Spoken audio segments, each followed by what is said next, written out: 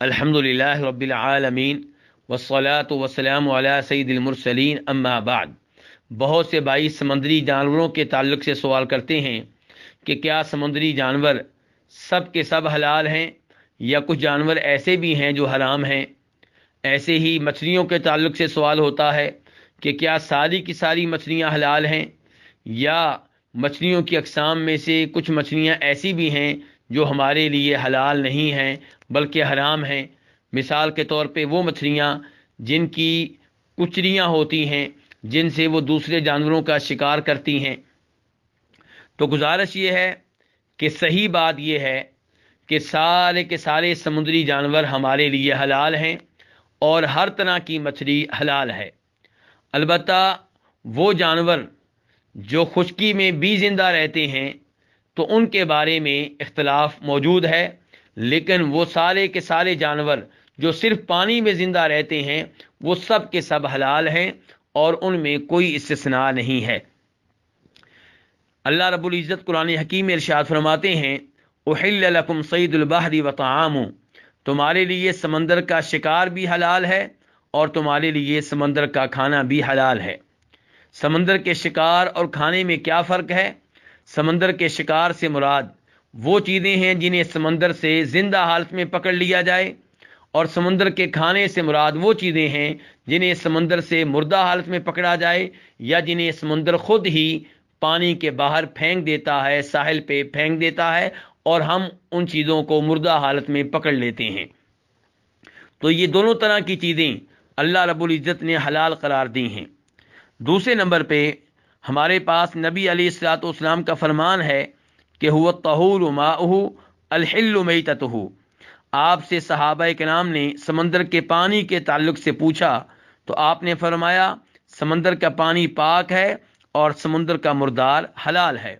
इस हदीस को इमाम मालिक अपनी हदीस की किताब अल-मुवत्ता में रिवायत करते हैं और इमाम अबू दाऊद और तिरमिज़ी अपनी अपनी कुतुब हदीस में रिवायत करते हैं, और शेख अलबानी रहमहुल्लाह ने और दीगर अइम्मा हदीस ने इस हदीस को सही करार दिया है।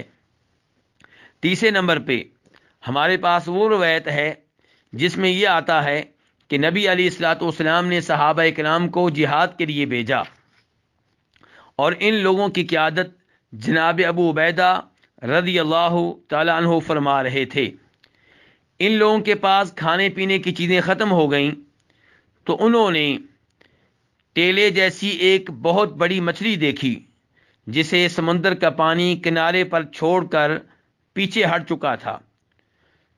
तो सहाबा किराम ने उसे खाने की इजाज़त तलब की तो उनके अमीर अबू उबैदा ने उन्हें खाने की इजाज़त दे दी। एक माह तक 300 आदमी उसे खाते रहे और खुश्क करके साथ भी ले आए। जब नबी अलैहिस्सलातु वस्सलाम के पास पहुँचे तो पूरी बात आपको बताई गई तो आपने फरमाया तुम्हारे पास उसका कुछ गोश्त अब भी मौजूद है, अगर मौजूद है तो हमें भी दे दो। चुनाचे सहाबा किराम ने कुछ गोश्त आपको भी दिया तो आपने भी खाया। इस हदीस को इमाम मुस्लिम ने रिवायत किया है और इसका नंबर है 1935। तो इन तीन दलाइल से ये पता चला कि सारे के सारे समुद्र के जानवर जो सिर्फ पानी में ज़िंदा रहते हैं वो हमारे लिए हलाल हैं, और इससे ये भी पता चला कि हर तरह की मछली हमारे लिए हलाल है, वो बड़ी हो या छोटी हो, कुचली वाली हो या कुचली के बगैर हो, ऐसी मछली हो जो दूसरे जानवरों का शिकार ना करती हो या ऐसी मछली हो जो दूसरे जानवरों का शिकार करती हो। हर तरह की समुद्री मखलूक जिसे खाया जा सकता है वो हमारे लिए हलाल है। अलबत्ता यहाँ पे कुछ चीज़ें ऐसी हैं जिनके बारे में उलमाए किराम में इख्तिलाफ मौजूद है। उनमें से एक मगरमच्छ है। मगरमच्छ के ताल्लुक से उलमाए किराम में इख्तिलाफ मौजूद है और उसकी एक वजह यह है कि मगरमच्छ पानी के बगैर भी जिंदा रहता है। आम तौर पे उलमाए किराम इसको हराम करार देते हैं और कई उलमाए किराम इसको हलाल करार देते हैं। तो अगर कोई मगरमच्छ से इसलिए बचता है कि ये खुश्की में भी जिंदा रहता है तो इसमें इंशाअल्लाह कोई हर्ज नहीं है, बल्कि इससे बचने में एहतियात है। ऐसे ही مینڈک، اس کے بارے میں صحیح بات یہ ہے کہ اسے کھانا جائز نہیں ہے، کیونکہ نبی علیہ الصلوۃ والسلام نے اسے مارنے کی، اسے ہلاک کرنے کی، اسے قتل کرنے کی اجازت نہیں دی۔ اس بارے میں امام احمد اور امام ابن ماجہ نبی علیہ الصلوۃ والسلام سے وہ حدیث روایت کرتے ہیں جس میں آتا ہے کہ آپ نے مینڈک کو مارنے سے، اسے قتل کرنے سے منع کیا ہے، روکا ہے۔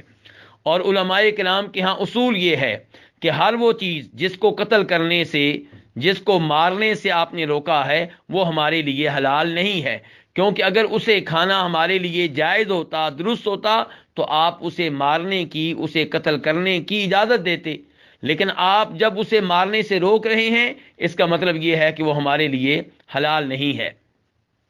ایسے ہی پانی کے کتے کے بارے میں اور کچھوے کے بارے میں اختلاف موجود ہے۔ جہاں تک تعلق ہے کچھوے کا، تو وہ چونکہ پانی کے باہر بھی زندہ رہتا ہے، اس لیے اس میں اختلاف موجود ہے کہ وہ ہمارے لیے حلال ہے یا حلال نہیں ہے۔ جہاں تک پانی کے کتے کا تعلق ہے، تو وہ اگر صرف پانی میں زندہ رہتا ہے اور پانی کے باہر مر جاتا ہے، پانی کے باہر زندہ نہیں رہ سکتا، تو صحیح بات یہ ہے کہ وہ ہمارے لیے حلال ہے۔ البتہ سمندر کی وہ چیزیں جن کے کھانے میں انسان کا نقصان ہے، اس کے صحت کے لحاظ سے اس کو نقصان پہنچتا ہے، تو ایسی چیزیں ہمارے لیے حلال نہیں ہیں، کیونکہ اللہ تعالیٰ فرماتے ہیں وَلَا تَقْتُلُوا أَنفُسَكُمْ إِنَّ اللَّهَ كَانَ بِكُمْ رَحِيمًا، کہ تمہیں اپنے جسم کو ختم کرنے کی، اپنے آپ کو مارنے کی اجازت نہیں ہے۔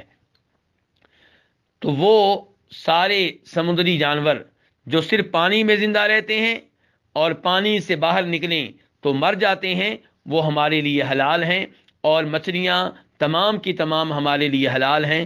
اللہ رب العزت سے دعا ہے کہ اللہ رب العزت ہمیں حلال و حرام کو صحیح طرح سمجھنے کی توفیق عنایت فرمائے۔ وصلی اللہ تعالی علی نبی محمد وآلہ وصحبہ اجمعین۔